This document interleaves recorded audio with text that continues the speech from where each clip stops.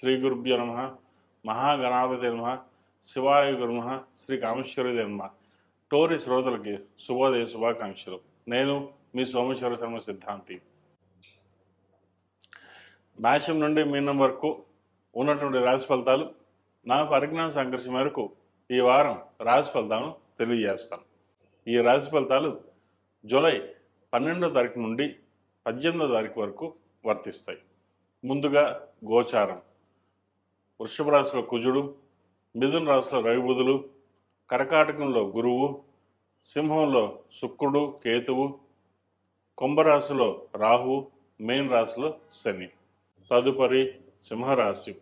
సింహరాశి వారికి ఈ వారం చాలా వరకు అనుకూలంగా ఉంది. ద్వితీయాధిపతి అయిన బుధుడు లాభస్థానంలో ఉన్నారు. సప్తమాధిపతి అయిన శని అష్టమంలో ఉన్నారు. వీరికి అష్టమ శని నడుస్తుంది. అయితే ఏ పని ప్రారంభించినా నిదానంగా ఉంటుంది, కానీ ఆ పని పూర్తవుతుంది. ఉద్యోగంలో చికాకులు ఎక్కువగా ఉంటుంది. అదేవిధంగా పని ఒత్తిడి ఎక్కువగా ఉంటుంది. చేసిన పని మళ్ళీ చేయడం ఇటువంటి ఆలోచన ఉంటుంది. మీరు ఎంత చేసినప్పటికీ కింద స్థాయి ఉద్యోగస్తులు, పై స్థాయి ఉద్యోగస్తులు ఇబ్బంది పెట్టే విధంగా గ్రహదలు గోచరిస్తుంది. అదేవిధంగా సంతానం సంబంధించిన వ్యవహారాల్లో కూడాను చిన్న చిన్న ఇబ్బందులు ఉండే అవకాశం గోచరిస్తుంది. జీవిత భాగస్వామితో మాట్లాడేటప్పుడు ఆచితూచి వ్యవహరించాలి, లేకపోతే ఇబ్బందికరమైన వాతావరణం గోచరిస్తుంది. ఏదైనా సరే పట్టుదలకి పోకుండా సామరస్యంగా ఉండి ఏదైనా ఉంటే నిర్ణయాలు కూర్చుని మాట్లాడుకున్నట్లయితే భవిష్యత్ బాగుంటుంది. వృత్తిలోనూ మంచి స్థానాన్ని సంపాదించుకోగలుగుతారు. పేరు ప్రఖ్యాతలు బాగుంటాయి. ధనం అనేది తక్కువగా ఉంటుంది. ఖర్చులు ఎక్కువ ఉంటాయి. ఎవరైనా ఏదైనా అడిగితే కాదు లేదు అనకుండా సహాయ సహకారాలు చేస్తారు. అయితే అవి డబ్బు వరకు అయితే పర్వాలేదు, కానీ సంతకాల విషయంలో, షూరిటీ సంతకాల విషయంలో కానీ లేదా పర్సనల్ లోన్స్ ఎవరికైనా కావాలంటే అయ్యే పాపం మన వాళ్ళకి అని చెప్పేసి ఈ సంతకాలు పెడుతుంటారు. వీటి విషయంలో జాగ్రత్త వహించండి. తద్వారా లేకపోతే తర్వాత మనం ఇబ్బంది పడాల్సి వస్తుంది. ఏదైనా సరే దాన ధర్మాలు అనేది మితంగానే ఉండాలి. అంత మితంగానే ఉంటే ఇబ్బంది లేని వాతావరణం ఉంటుంది. లేకపోతే మనకి మనమే ఏదైనా లేకపోతే మనకి మనమే తెచ్చుకున్న వాళ్ళం అవుతాం. ఈ విషయాలు జాగ్రత్త వహించండి. చార్టెడ్ అకౌంట్స్కి, రియల్ ఎస్టేట్ రంగంలో వారికి, సాఫ్ట్వేర్ రంగం వారికి చాలా అనుకూలంగా ఉంది. ఒక నూతన ఉద్యోగ ప్రయత్నాలు ఏవైతే చేస్తున్నారో కలిసి వస్తుంది. అదేవిధంగా కొన్నాళ్ళు ఎటైనా విహారయాత్రలు చేద్దాం, దైవ దర్శనాలు చేసుకుందామని ప్రయత్నాలు చేస్తారు. చక్కగా దైవ దర్శనం చేసుకోండి, మంచి ఫలితాలు సంప్రాప్తిస్తాయి. వీరికి ఏలినాటి శని నడుస్తుంది. కుదిరితే చండీ హోమం చేయించండి, లేదా ఏదైనా శివాలయంలో రుద్రాభిషేకం చేయించండి, మంచి ఫలితాలు సంప్రాప్తిస్తాయి. ఈ రాశిలో జన్మించిన స్త్రీలకు వృత్తి ఉద్యోగపరంగా, వ్యాపారపరంగా చాలా వరకు అనుకూలంగా ఉంది. అష్టమ శని నడుస్తుంది. నూతన ఉద్యోగ ప్రయత్నాలు చేసే అవకాశం గోచరిస్తుంది. ఉద్యోగ అవకాశాలు చక్కగా రాణించగలుగుతారు.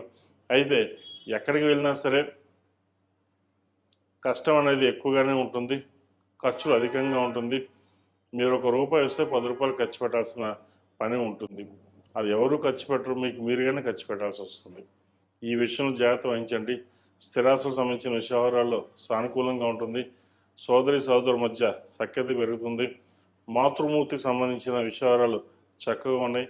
మీకు ఏమైనా స్థిరాస్తులకు సంబంధించిన రావాల్సి ఉంటే ఈ వారం వచ్చే అవకాశాలు గ్రహతులు గోచరిస్తోంది. ఈ రాశిలో జన్మించిన విద్యార్థులకు కొంతవరకు అనుకూలంగా ఉందని చెప్పచ్చు. నూతన ఉద్యోగ ప్రయత్నాలు చేసేవారికి అనుకూలం. నూతన విద్య కోసం దూర ప్రదేశాలకు వెళ్ళే అవకాశాలు ప్రయత్నం చేయండి. మంచి యూనివర్సిటీలో సీట్ వస్తుంది. అదేవిధంగా చదువు మీద ఎంత శ్రద్ధ పెట్టినట్టయితే అన్ని మంచి అవకాశాలు కలిసి వస్తాయి. రాశ్యాధిపతి అయిన రవి లాభస్థానంలో ఉన్నారు, బలంగా ఉన్నారు. అదేవిధంగా ద్వితీయాధిపతి, లాభాధిపతి అయిన బుధుడు కూడా లాభస్థానంలో ఉన్నారు.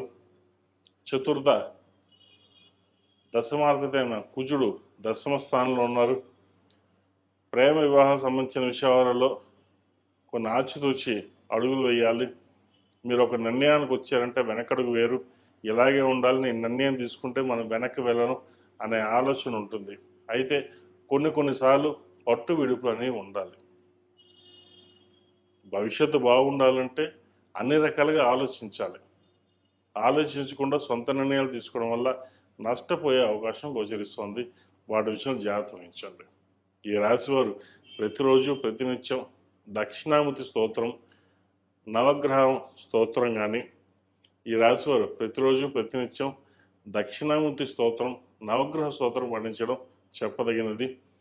అదేవిధంగా మంగళవారం నాడు, శుక్రవారం నాడు లక్ష్మీ తమూర్తులతోటి దీపారాధన చేయడం, శనివారం నాడు నవగ్రహ ఒత్తులతో దీపారాధన చేయండి. ఈ అష్టమ శని నడుస్తుంది కాబట్టి కొంతవరకు శని దోషం అనేది తగ్గుతుంది.